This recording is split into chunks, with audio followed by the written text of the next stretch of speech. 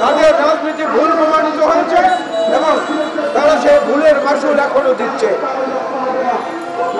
আজকে বাংলাদেশে অনেক সমস্যা আছে বলেই বিএনপি একমাত্র রাজনৈতিক দল যাদের পক্ষ থেকে আজ থেকে 2 বছর আগে জাতির মুক্তি সনদ হিসাবে সংস্কার কর্মসূচি দেওয়া হয়েছিল। আজকে এই সরকারও সংস্কারের কথা বলছে। জুলাই আগস্ট বিপ্লবের ছোট্ট বন্ধুরা, শিক্ষার্থীরা, তারাও সংস্কারের কথা বলছে। আমরা সেই সংস্কারের জন্যই একত্রে এক মিছিলে এক কাতারে সামিল হতে চাই, যেখানে ইসলামপন্থী দলগুলো থাকবে, অন্য ধর্মের মানুষরাও থাকবে, গণতান্ত্রিক আকাঙ্ক্ষার মানুষরাও থাকবে এবং বাংলাদেশের স্বাধীনতা সার্বভৌমত্ব অক্ষুণ্ণ রাখায় যারা দৃঢ় প্রতিজ্ঞ তারাই সেখানে থাকবে।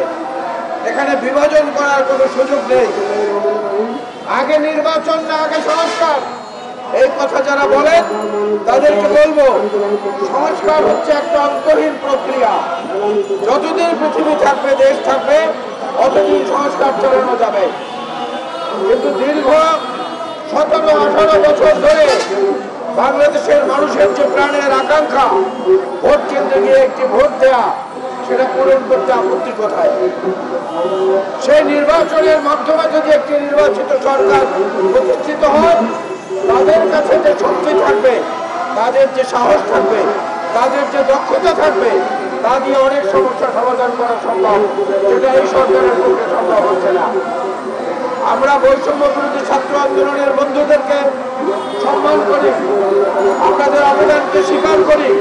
একই সঙ্গে বলি, যারা অভিজ্ঞ, যারা দেশ পরিচালনা করেছে, তাদের কাছ থেকে পরামর্শ নেন, তাদের সহায়তা নেন। ধর্মের নামে আজকে সংখ্যালঘুদের নামে 50টি সংগঠন আগে থেকেই বাংলাদেশে ছিল, নতুন করে আরো 13টি প্ল্যাটফর্ম দাঁড়িয়েছে। এখন এই ধর্ম নিয়ে হানাহানি, ধর্ম নিয়ে বাড়াবাড়ি, এর চেয়েও বেশি প্রয়োজন হচ্ছে যার যার ধর্ম সুন্দরভাবে পালন করা, স্বাধীনভাবে, এবং দেশের মূল সমস্যা একটি গণতান্ত্রিক সরকারের দিকে মনোযোগ দেয়া। আমরা আশা করি সেই মনোযোগের কেন্দ্রবিন্দুতে বিএনপি আপনাদের সঙ্গে সবসময় থাকবে। আজকের এই অনুষ্ঠান আয়োজনের জন্য সম্মানিত উদ্যোক্তাদেরকে ধন্যবাদ।